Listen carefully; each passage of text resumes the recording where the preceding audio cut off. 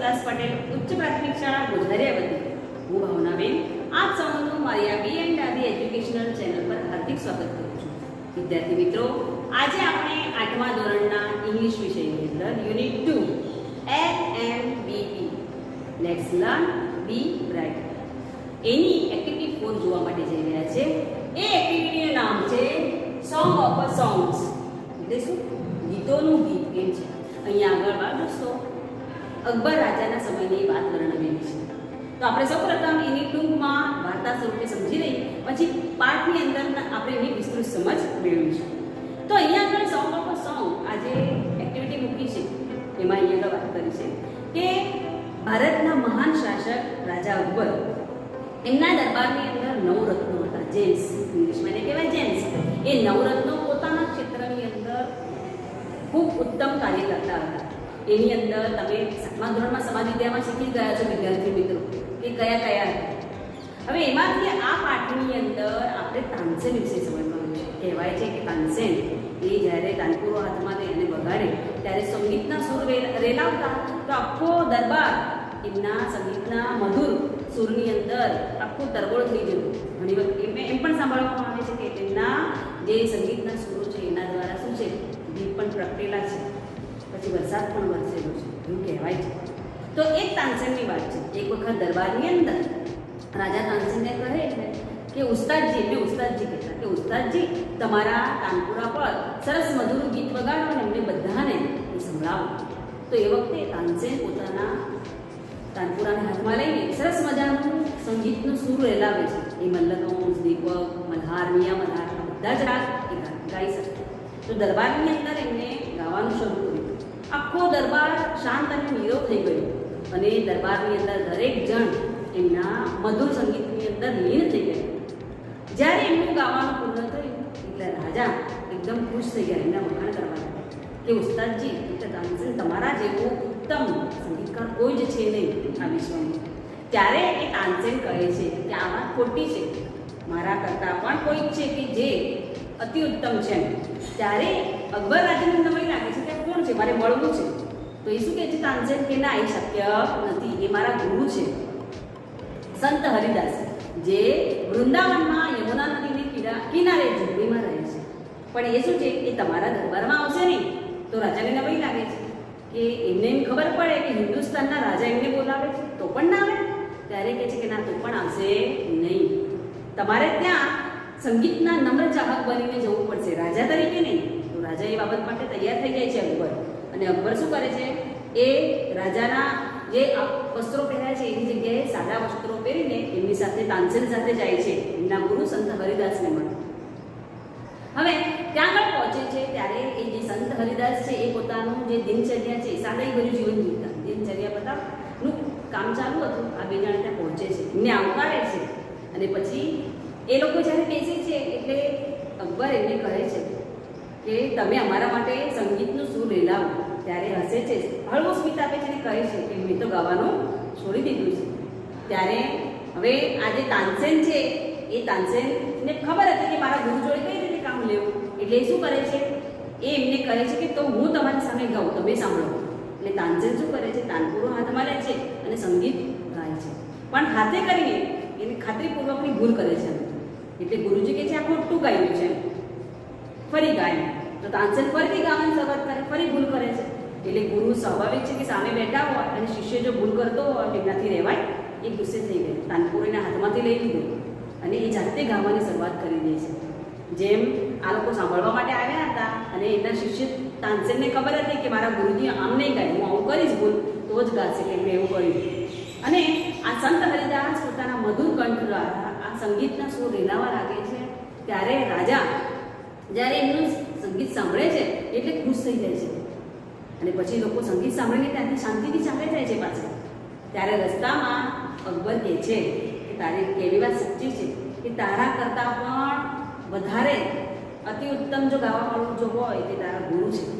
એટલે પછી હસતા હસતા અકબર કહે છે પણ ખરા કે ઉસ્તાદજી તમે તમારા સંત હરિદાસ જેવું કેમ નથી ગાતા.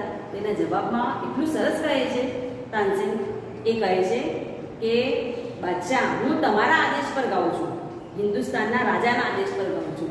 જ્યારે મારા ગુરુજી તો રાજાઓના ઉદ્દેશ પર ગાય છે. રાજાઓના રાજા એટલે કોણ? ઈશ્વર, ભગવાન માટે ગાય છે.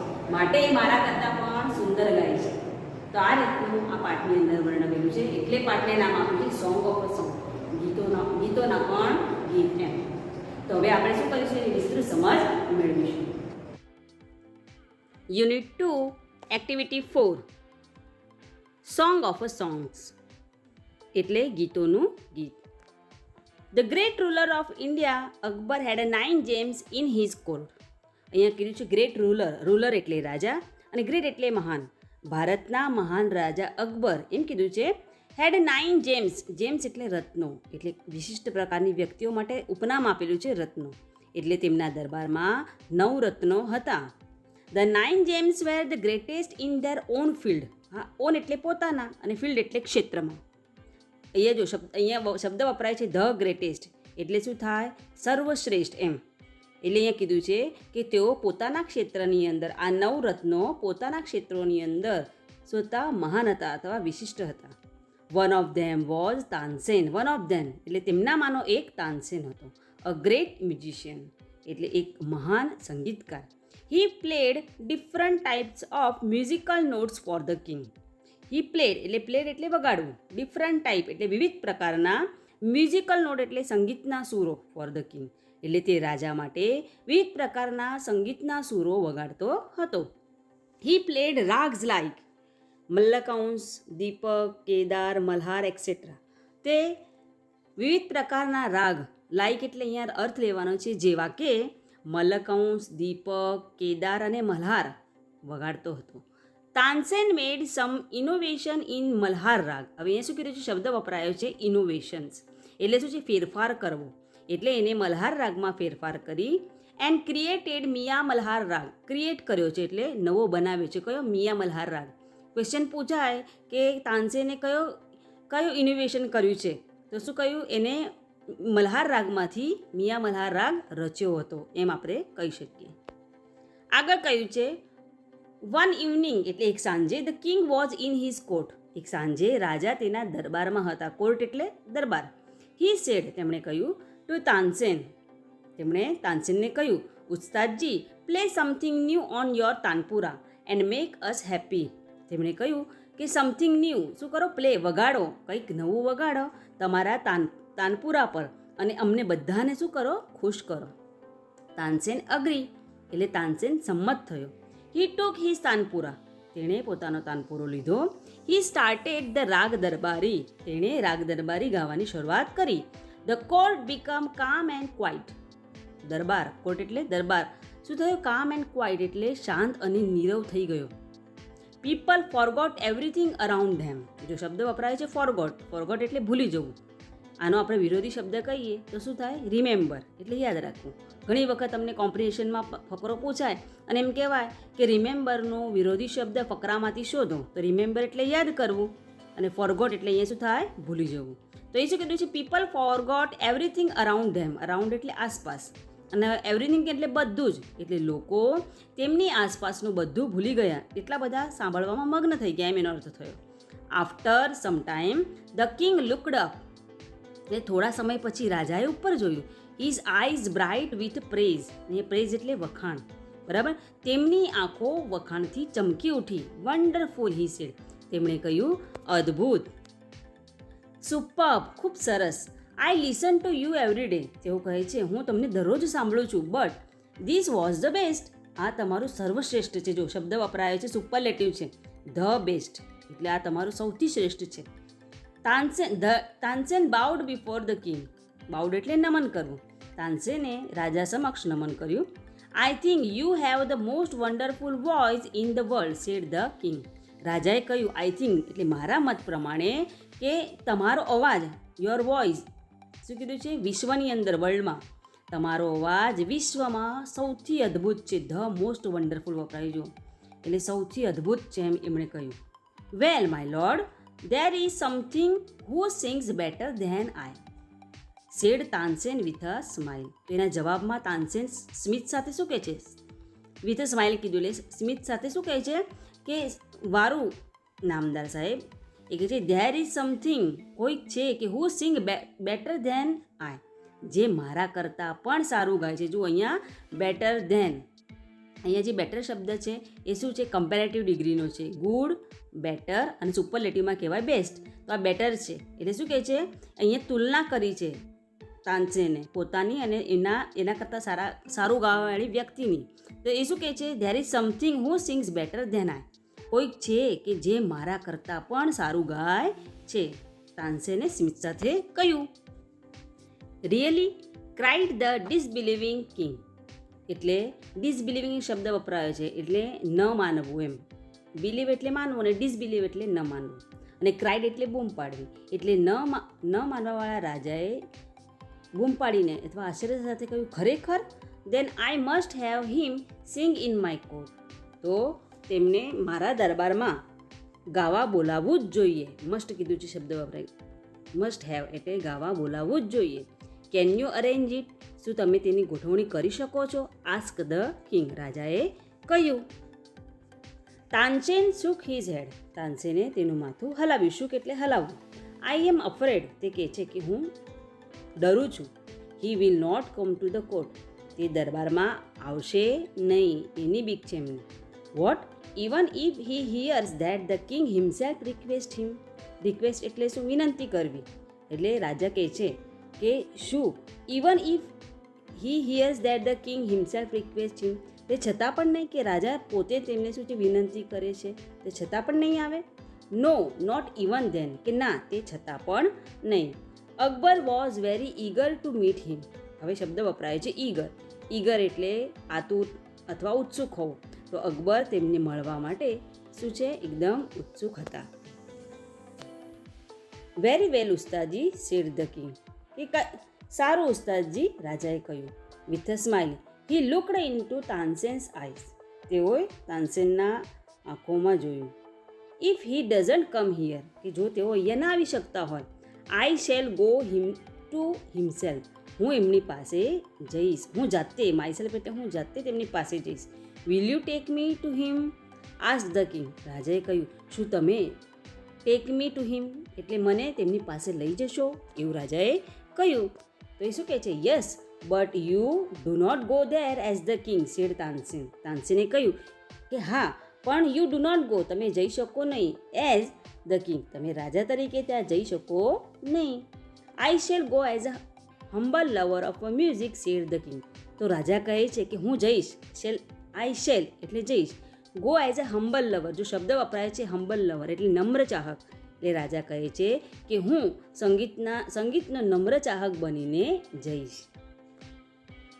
સંત હરિદાસ વોઝ ધ મેન. એટલે તે વ્યક્તિ સંત હરિદાસ હતા. તાનસેન ટોલ્ડ અકબર અબાઉટ હિમ. હવે તાનસેન શું કરે છે? અકબરને તેમના વિશે, અબાઉટ એટલે ના વિશે, તેમના વિશે કહે છે. હી વોઝ તાનસેન્સ ગુરુ. તેઓ તાનસેનના ગુરુ હતા. He lived a very simple life.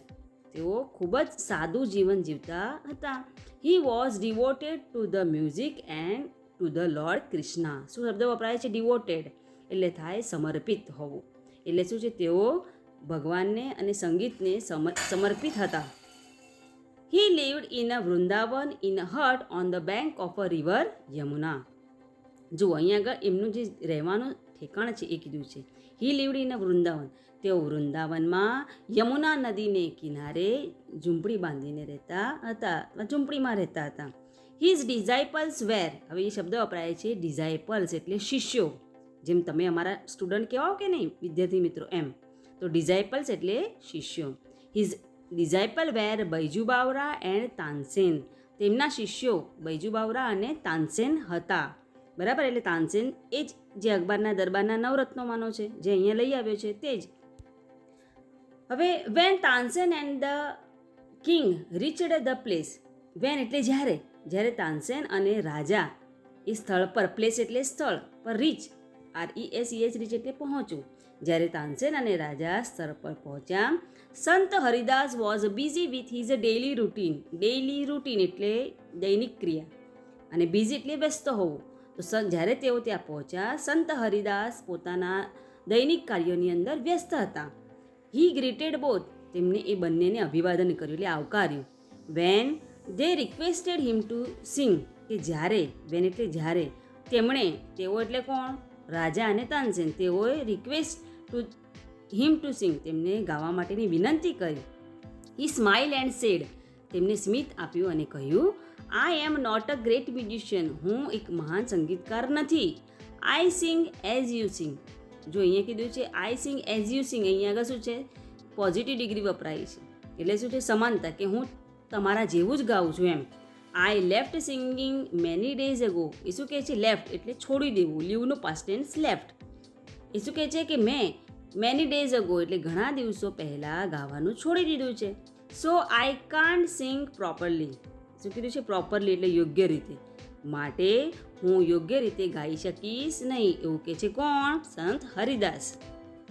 Tansen his favourite disciple could not persuaded him to change his mind. અહીંયા શબ્દ વપરાય છે પરસ્વેડ એટલે મનાવવું, ટુ ચેન્જ હિઝ માઇન્ડ, બરાબર, એટલે એમના વિચારને અથવા એમના મનને બદલવામાં તેમનો જે માનીતો, ફેવરેટ એટલે કોણ? માનીતો ડિઝાઇપલ, હમણાં જ જોયું ડિઝાઇપલ એટલે કોણ? શિષ્ય.